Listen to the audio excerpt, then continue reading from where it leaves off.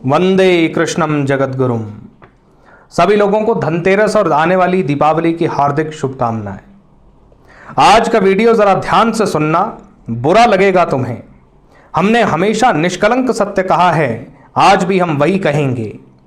कल के वीडियो में हमने एक बात कही कि सरकारी अफसरों ने जब हमसे प्रश्न किया तो हमने उसका उत्तर देते हुए कहा कि 2024 में चाहे जो हो, जिस मर्जी की सरकार आए, जिस मर्जी की सरकार रहे, 2025 में उसे भागना ही पड़ेगा। इस बात पर हमें न जाने कितने मैसेज कमेंट आ गए, कितने लोगों ने तो भ्रामक प्रचार करने शुरू कर दिए कि 2024 आपने पहले कहा था, अब युद्ध 2025 में कैसे हो गया, यह संख्या आगे कैसे बढ़ गई। कई लोग जो अपने प्राणों के लिए भयभीत हैं, उन्होंने तो नाचना शुरू कर दिया। जब मैं चीख चीख कर तुम लोगों से कहता हूं कि नाम कीर्तन करो, नाम कीर्तन करो, नहीं तो लीला समझ में नहीं आएगी, भ्रम में उलझ जाओगे, तब कोई करता नहीं है। ग्रंथों का वचन है कि शनि कुंभ में गोचर करेगा, सूर्य मेष में रहेगा, तब चीन चढ़ दौड़ेगा भारत पर। किसी भी संधि या रेखा के दस्तावेज को मानने से इनकार कर देगा और एक बहुत बड़े क्षेत्र पर अपना अधिकार जमाने की कोशिश करेगा। यह समय है मई 2024, क्योंकि मई 2025 में शनि कुंभ राशि में नहीं, मीन राशि में गोचर कर रहे होंगे। दूसरा वचन जो कि भविष्य मालिका और अनागत दर्शन ग्रंथ में समान रूप से दिया गया है कि 67 अंक गजपति का जब होगा, शनि कुंभ में होगा, शुक्र मेष लगन में रहेगा, तब काल योग विघटित होगा। उस समय धरा लाशों से पट जाएगी। ये वाणी भारत पर भी लागू होगी। अब मान लीजिए कि हम सब मालिका वाले मूर्ख हैं। मई 2024 में कुछ नहीं होता, क्योंकि मालिका और अनागत दोनों ग्रंथों में एक बात स्पष्ट लिखी गई है कि यह ईश्वर का वचन है, जगन्नाथ जी का वचन है। जगन्नाथ जी अपनी लीला को अपनी इच्छा से आगे या पीछे कर सकते हैं, क्योंकि हम लोगों में तो इतना सामर्थ्य है नहीं कि पकड़ के भगवान से कुछ करवा सके। परंतु फिर भी मान लीजिए मालिका के ग्रंथ के वचन जो है वो असत्य सिद्ध होते हैं और मई 2024 में कुछ नहीं होता, सितंबर अक्टूबर में होता है, या मान लीजिए दिसंबर 2024 में होता है, तो तुम्हारी बैल बुद्धि में यह छोटी सी बात नहीं गई कि हमला होते ही क्या भारत के प्रधानमंत्री भाग जाएंगे कि लो भैया चीन और पाकिस्तान का हमला हो गया, भागो। रूस जैसी महाशक्ति ने जब यूक्रेन पर हमला किया तो क्या वहां का राष्ट्रपति एक महीने में ही भाग गया था? इजराइल पर तीन आतंकवादी संगठनों का इतना जोरदार रॉकेट हमला हो रहा है, इतने सारे मिसाइल मारे जा रहे हैं, तो क्या वहां के प्रधानमंत्री भाग गए? भारत पर जब विपदा आएगी तो दिल्ली पर सबसे अधिक संकट होने के कारण राजधानी बदलने का योग है। आपातकाल यानी कि इमरजेंसी का भी योग है। जब भारत पर शत्रुबल अत्यधिक हावी होगा, क्योंकि 14 देशों का संयुक्त आक्रमण झेलना किसी भी एक देश के लिए संभव नहीं है, फिर वो चाहे कोई भी हो। और यह सारा का सारा योग वर्ष 2024 के लिए दिया गया है।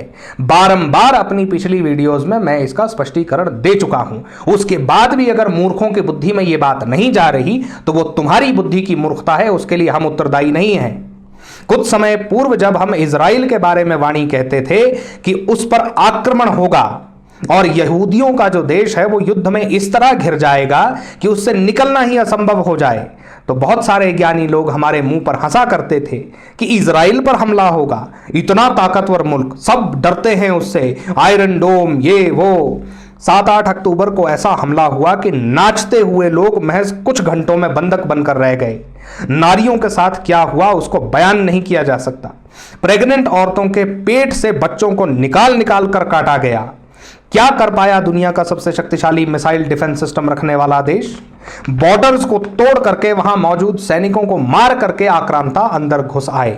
हां, प्रतिकार हो रहा है, मगर चोट के दाग जो इजराइल पर लगे हैं वो शायद कभी धुलेंगे नहीं। इससे भयावह स्थिति यहां होने की हजारों वाणियां हैं जिन्हें हम बोलते नहीं हैं कि लोग डर जाएंगे। अगर मुंह के सामने घटित होते सत्य को भी स्वीकार करने का सामर्थ्य लोगों में नहीं है तो इसमें हमारा दोष नहीं। राहु केतु अपना राशि परिवर्तन कर चुके हैं। मीन का राहु अन्न संकट पैदा करेगा, बस 120 से 150 दिन और रुक जाइए। 2028, 2032 के राग अलापने वालों के कानों में सिंधु नदी के तट पर फटने वाले धमाके जो हैं वो अच्छे से खोल देंगे उनके कानों को। पुनः सचेत कर रहा हूं कि वासना का त्याग करो, ब्रह्मचर्य से जीवन जीकर नाम जप करो, श्री राधा जगन्नाथ जी का कीर्तन करो, 51 दिन करके देखो। यदि नहीं कर सकते तो ग्रंथ, लीला, वचन, प्रभु कृपा इसको समझने का प्रयास भी मत करो।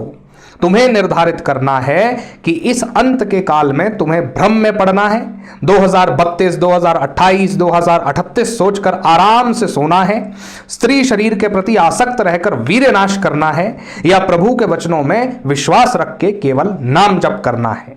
स्मरण रखो कि शबरी के पास केवल श्री राम का नाम था और गुरु का वचन था।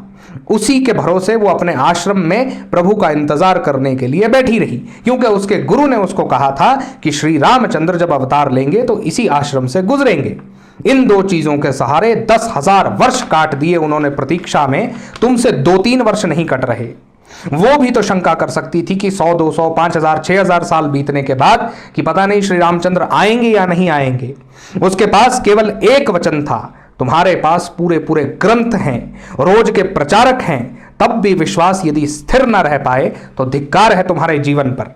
हमें प्रभु के एक एक वचन पर अपने जीवन से अधिक विश्वास है। अंततः हमारा विश्वास सत्य सिद्ध होगा, इसमें कोई संशय नहीं है। तुम्हारे जीवन की दिशा तुम निर्धारित करो। जय मां आदिशक्ति, जय श्री जगन्नाथ।